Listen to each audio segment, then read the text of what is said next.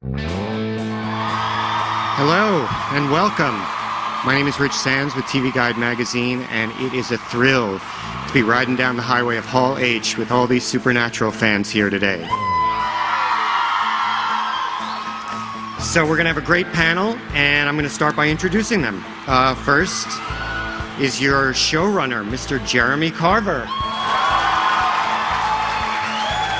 This next gentleman just had a birthday a couple of days ago. You know him as Sam Winchester or sometimes Moose. Jared Padalecki. This next man did not have a birthday 2 days ago, but you'll also be glad to see him. You know him as Dean Winchester. Jensen Ackles. Next up, he's making his Comic-Con debut, so please be gentle, for executive producer Bob Singer. And next, we have everyone's favorite angel, Castiel, Misha Collins. And of course, what Supernatural panel would be complete without the King of Hell, Crowley, Mark A. Shepard.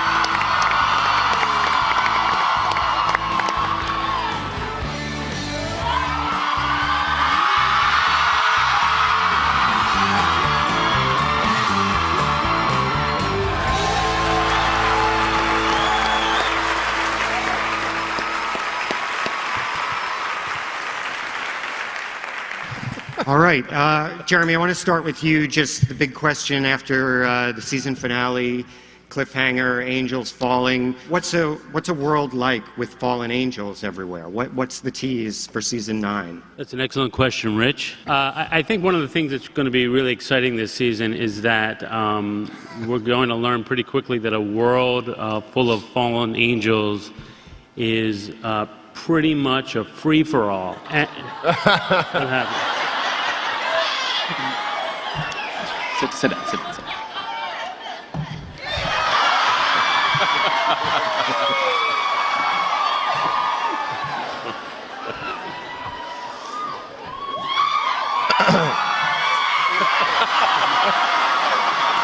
Free for all. You were saying, Jeremy?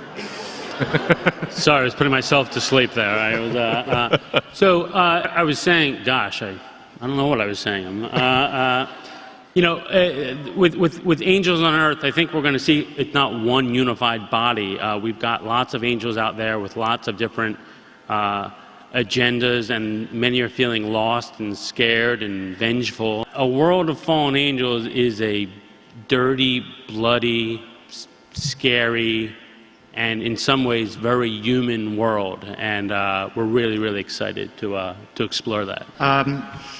Before we ask the next show question, Bob, I just wanted to ask you about your first Comic-Con. What's the experience been like, and what took you so long to get here? Yeah.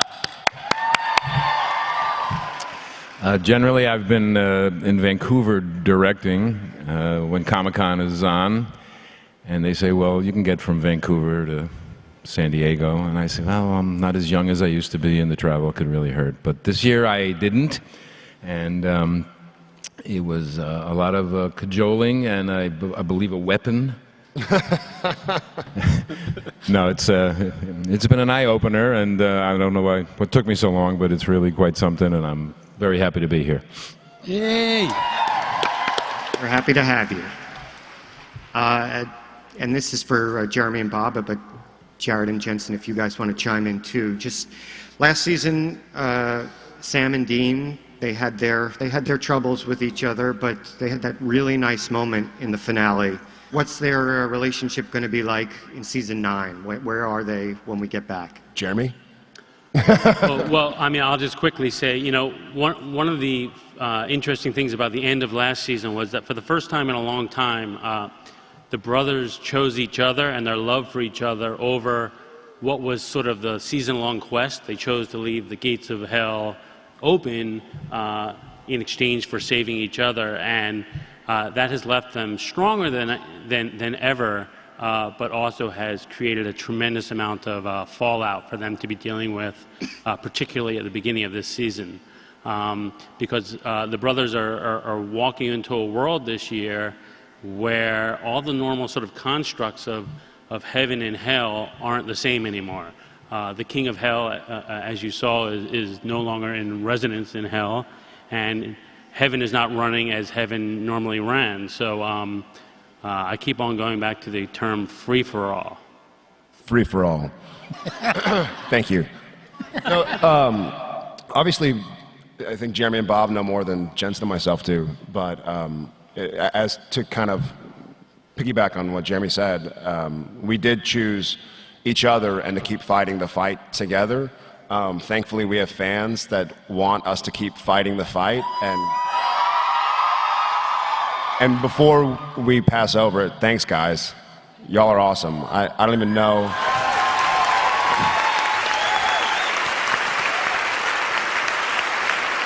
Y'all really kick ass. And I don't think any of us thought we'd be up here in season 9 with people still interested, so thank you.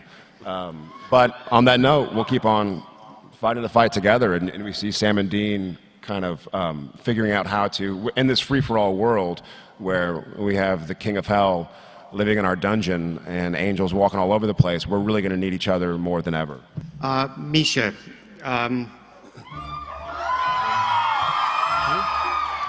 how will Castiel be changed by being human, and how will it affect his relationships with Dean and Sam? Whoa. It's a remarkable shift for Castiel, because Castiel, prior to the beginning of this season, has been equipped with all sorts of powers and capacities that made him a very useful tool to the brothers. He could pop in, and for instance, if they needed to go back in time 20 or 30 years, he could facilitate that. Now he can pop in and, basically fold laundry. So there's a shift in the dynamic there, and I think that for Castiel's arc as a character this season, it is going to be an immensely rich terrain to explore. Now he's really down in the dirt and the filth of being a human and getting to experience what it's like to actually eat, and then what happens to the food after you eat it. There's a great bathroom scene. There's with a Castiel. really great bathroom scene. It's a 3-episode arc. Mark, What? I have a question for you. Oh, sure. That scene in the finale where Crowley had that breakdown. Did you cry? I did. It was pretty intense. But I don't trust Crowley. You don't say. I trust you. But I don't trust Crowley. How sincere was that? Don't answer that. No.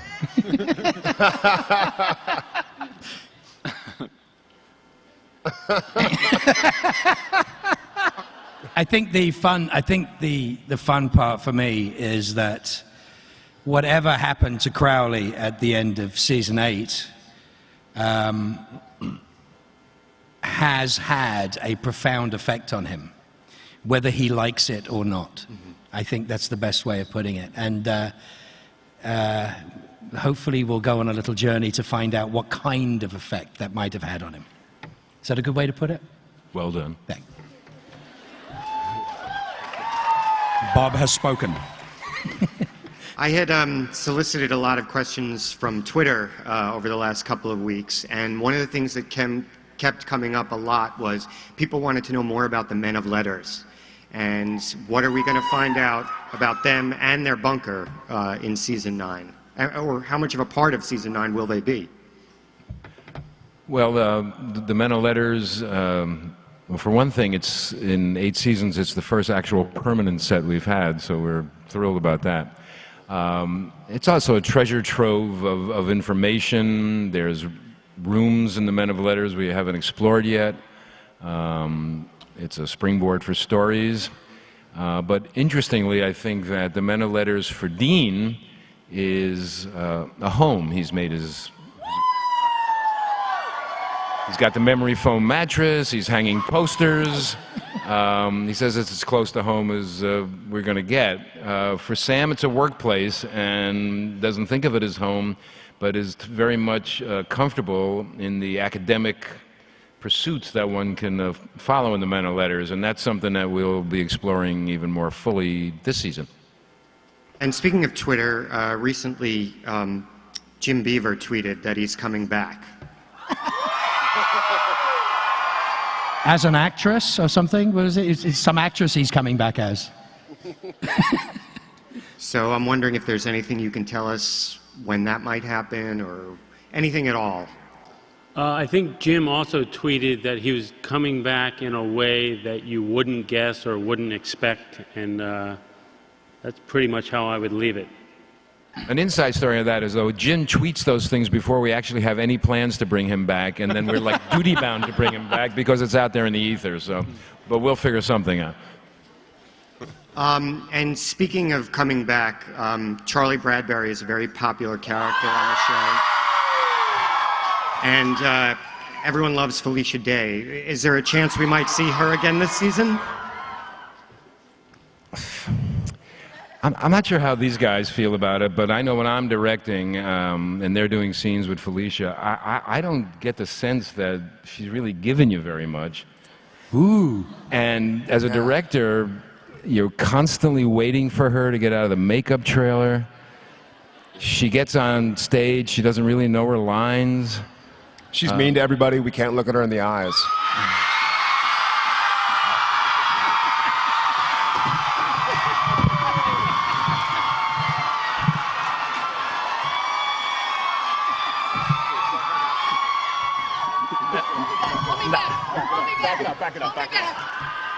Not that Felicia Day. I was talking about somebody else.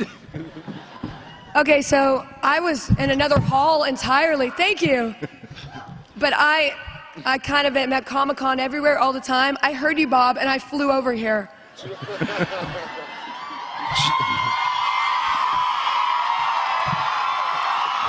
Thank you. Hi, everybody.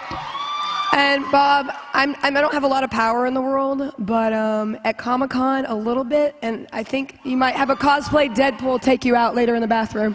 Just saying. Obviously, Felicia will be back. We love her. We have big plans for her this year, and she is a delight, and she knows I love her. Thank you, Bob. You're welcome, honey. Is that just because I showed up? Because actually, you didn't. This wasn't planned. I'm not kidding. Oh, anyway, I am thrilled to be back. I mean, obviously, this is the first time I've been in Hall H, actually, ever, so I'm a little bit... I'm excited. But I think it's always amazing when you have a gift of a character that you just want to play all the time. And I'm so blessed to be working with these, very amazing men with excellent hair. Felicia, Charlie is one of the few female characters on this show that the fans really have embraced. That being said, what do you think it is about Charlie that really has made her so beloved and that everyone wants her to keep coming back? I think that Charlie, and this is something I really believe in truly as well, that Charlie is a girl, a woman, who happens to be a geek, but that's not who she is. She's not defined by being a geek. She's a person with amazing past, and she happens to love geeky things. And I think there's a trap when a lot of TV shows or movies create geek characters. They create a cliche of a geek. They're like, oh, it's a geek character. And then they don't go any deeper than that. I feel like Charlie is a real person, and she just happens to love the things she loves. And I think it's really hard to create a character like that. It takes a lot of more work and just storytelling. And I just think it's amazing what has been created here, especially for a girl character. So I thank you guys. Thank you. If I could jump in, I think a lot of credit for that also goes to some folks sitting over there in the audience. Most of the Supernatural writing staff is sitting, I think, right over here, so they deserve a big round of applause also. Jensen. Hi. How you doing? Dean, he's been to hell and back, purgatory, and everywhere in between. So what keeps this guy ticking? How does he stay so strong and also stand by his brother when his brother doesn't always deliver the way he wants him to? Yeah, his brother's pretty lame. It is very trying, I will say that. Hi, guys. Hi.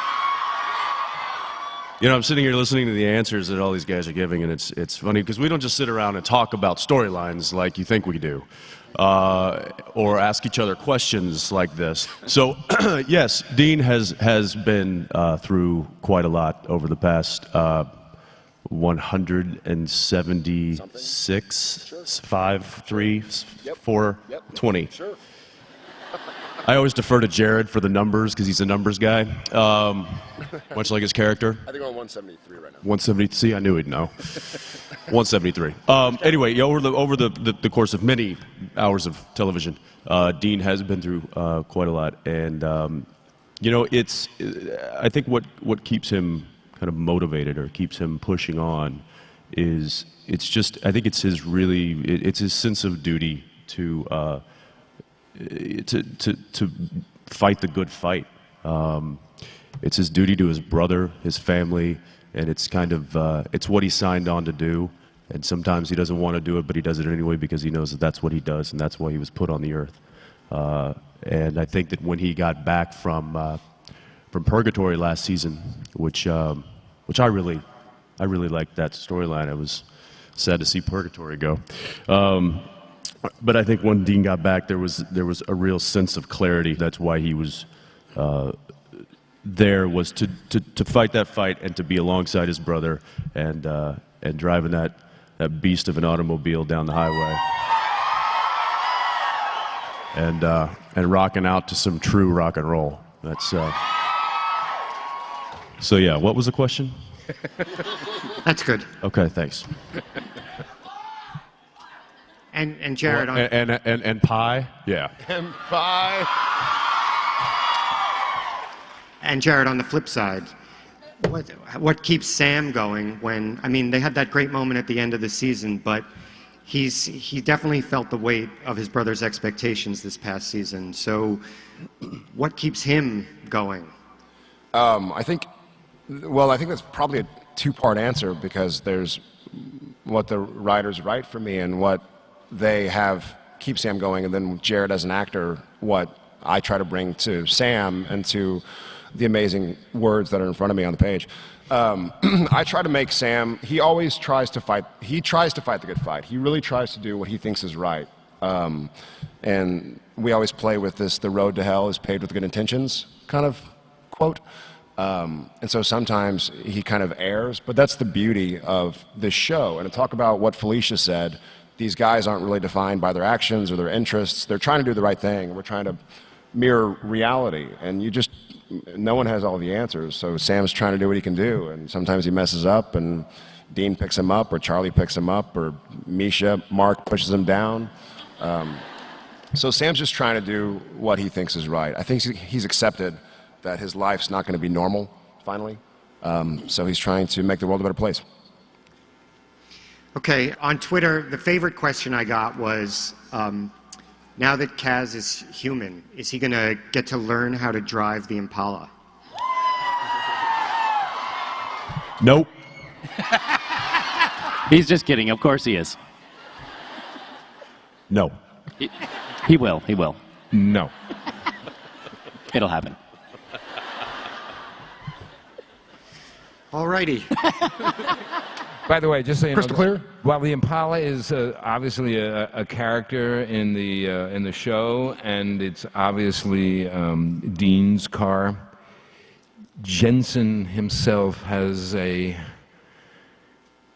almost a sick proprietary thing about this car, and Misha the actor's not going to drive it, and Castiel the character's not going to drive it. You can't even look at it. Not going to happen. I don't like when the Teamsters drive it to set. I'm like, Frank, get out of the car, buddy. Give me the keys. I'll turn it around. I'm just saying. All right. First question.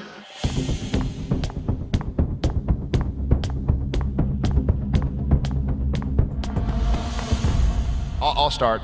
I have thought about it. I don't think it's right for me to do currently. Maybe in a couple seasons, I'll kind of usually.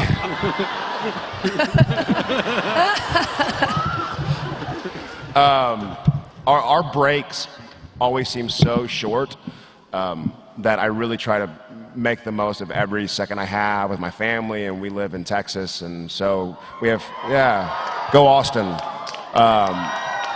So between visiting family and spending time with each other, and now we got a little kiddo, so inevitably I fly back to Vancouver at the last possible second so I can just kind of maximize my time, and so I'm not yet willing to give away the extra 2 weeks to come up and be working just yet.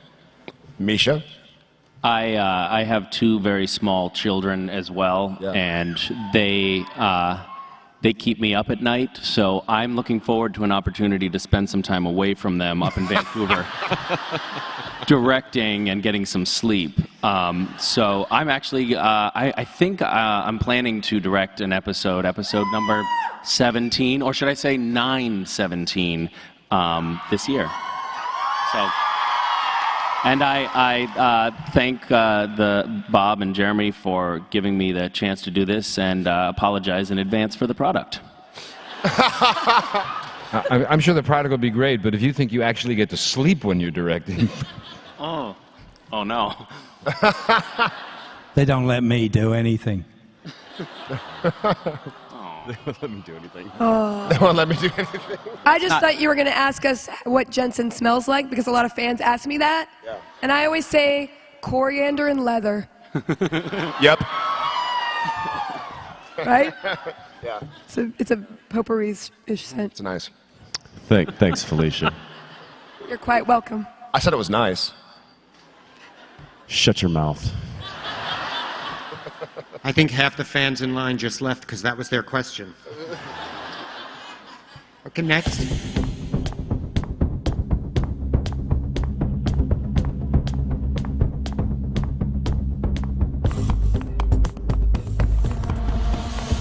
You know, I'm not a method kind of act. First off, thank you. And all the fans were so kind on Twitter about that episode. That was a really fun, the way it was scheduled. It was me and Shepard in that church for, was it 2 days or 3 days or something? 3 days. Yeah. And so there really was a progression. It's nice, sometimes when you're shooting, so often it's like, oh, we're going to film the last scene of the show. And then an hour later, we're filming like skipping around town. And so it's really difficult to kind of build up that way. And I was saying, I'm not a method actor by any means, but I kind of, and Jensen will vouch for me, it kind of took over me for some reason. No, it didn't. But I was even Jensen came up, he's like, man, you know. Chill out. Chill out, essentially, because I really kind of, it was such great material that I really wanted to sink my teeth into it. And it kind of took over. And so for several days, I think all the angst just came from having to be on set with Shepard, you know. Just kidding, he did a great job. I mean, it was so fun to sit there, and I've had this chance with Jensen a lot to go play off another actor that I really respect, but to be there with Shepard also, and he brought so much to his credit. I mean it. He did a great job, and I'm not going to lie, I was impressed. I was like, I didn't think he could act.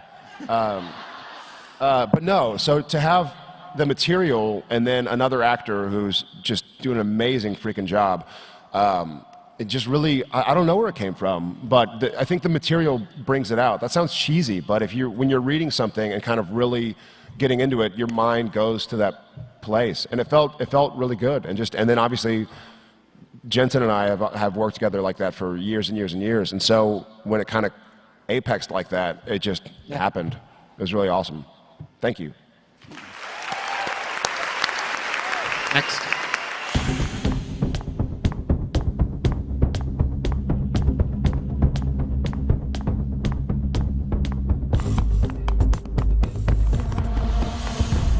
Yeah, you probably deal with that more than I do. Dean tends to stay Dean no matter what situation he's in. He generally is just angry. But back several seasons ago in The French Mistake, I remember when they called and said that they kind of, that's the one and only time we've gotten brought into a conceptualized meeting about a story, and they just kind of wanted to hear what we thought of using our real personality, our real names, and this and that. And I said, as long as Dean never deviates from Dean, then you can put us anywhere you want. As long as you make Jared and Jensen huge douches and Sam and Dean say the same.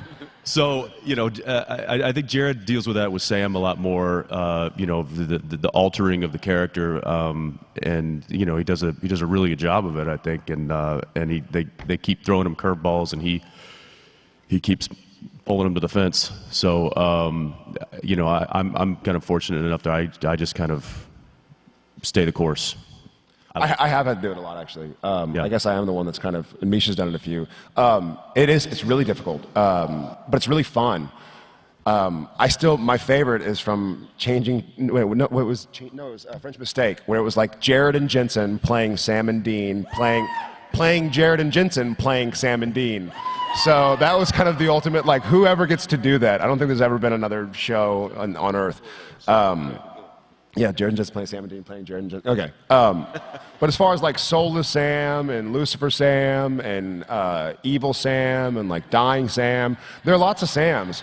And that's awesome, because otherwise it would just be, it's the same thing kind of over and over. I can't think of, I'm so grateful that I get to do it. Thank you guys, because it's so much fun. You're like, it'd be just like playing Dean. I really enjoy it. I think that's really part of why we're sitting up here right now, 9 seasons in, because the show, you guys as writers are constantly taking risks and changing things up and making it dynamic and interesting, and we're never watching the same episode twice, and that's an amazing achievement after 173. Yeah, y'all never watch the same episode twice, right? You don't. No one watches it twice. No, but I mean, it's what keeps it interesting. Not only to watch, but also for us to be on. It's what makes it a fun place to come to work. Is that there's always something new to deal with. This will be the last question so that we have time for the gag reel. So.